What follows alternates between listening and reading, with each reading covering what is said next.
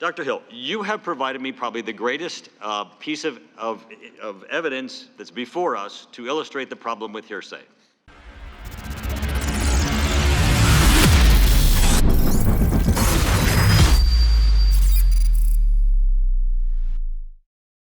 Right, I just want to echo that sentiment and certainly lament the attacks that have been levied against our colleague Lee Stefanik on this panel, which have been vile and hateful. For those of you keeping score at home, the effort to accuse our president of coercion, extortion, or bribery with these witnesses as we now come to the closing session of this basically break down as follows. We have Kent and Ambassador Taylor who spoke of hearsay. Their hearsay of these matters that they said that they had heard were all statements that they'd heard from others who have also testified in front of us. So there's no one that's missing. There's no one out there. Kent and Taylor basically said that they'd heard it from Morrison and Sondland. Morrison indicated he'd heard it from Sondland. Sondland testified yesterday he'd heard it from no one on the planet. Vindeman and Morrison both have direct testimony of the phone call with the President of the United States. Beyond that, they only had contact with Sondland, and again, Sondland indicated he had contact with no one on the planet. Volker testified that he did have direct contact both with the Ukrainians and with the President of the United States, and indicated that the President of the United States did not condition either a phone call, a meeting, or aid upon Ukraine undertaking investigations, and also testified that the Ukrainians did not believe that either. We also have the direct statements from the President of Ukraine and the Foreign Minister that they did not feel any pressure to undertake investigations, and we also have the evidence that we're all very much aware of, which is they did not undertake any investigations. We also have Yovanovitch and Dr. Hill.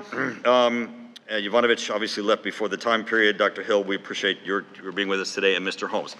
Dr. Hill, you have provided me probably the greatest piece of evidence that's before us to illustrate the problem with hearsay. So you said, based on questions and statements, I have heard some of you on this committee, that'd be us, appear to believe that Russia and its security services did not conduct a campaign against our country. And perhaps somehow, for some reason, it was Ukraine. So this was held up by Devin Nunes. This is the report on Russian active measures that was voted on by all of us. It begins with this sentence. In 2015, Russia began engaging in a covert influence campaign aimed at the U.S. presidential election. Every one of us, a little small, effort on your part, Dr. Hill, and you would have known that what you just said was not true, what you had heard, but you felt the need to put it in your 8-page statement before you went on to tell us a bunch of other things that you heard about other people, no matter how convinced you were of, also which were not necessarily true. One of which was that you said that Ambassador Sondland met with Giuliani. Actually, Ambassador Sondland testified here that he had not, as ambassador, met with Giuliani. He'd briefly met him in his lifetime by shaking his hand. And Giuliani issued a statement that they had never met either. This is the problem with no matter how convinced we are, Dr. Hill, no matter how much we believe we know that what we've heard is true, it is still just what we've heard. But so far in this hearing, in these series of hearings, the only thing that we have is Volker saying, I spoke to the president and I've spoke to the Ukrainians, neither of which believed that aid was conditioned, neither of which believed that the president was requiring it. And Ambassador Sondland, which said no one on the planet told him that that was the case. That's the sole evidence. Now, I got to tell you, the one thing that's interesting is Ambassador Sondland did say it's his belief that a meeting with the president was conditioned upon investigations. Ambassador Volker, who I think is a man of very significant integrity, said that that was not the case. Now, even if Ambassador Sondland is correct that somebody, and Dr. Hill, you testified, and again, it's hearsay, you don't know, that supposedly Mulvaney told him that, because he didn't testify to that. But let's say somebody beside the president told him that. You guys want to be the laughingstock of history to impeach a president of the United States because he didn't take a meeting? Oh, please, dear God. Please undertake that.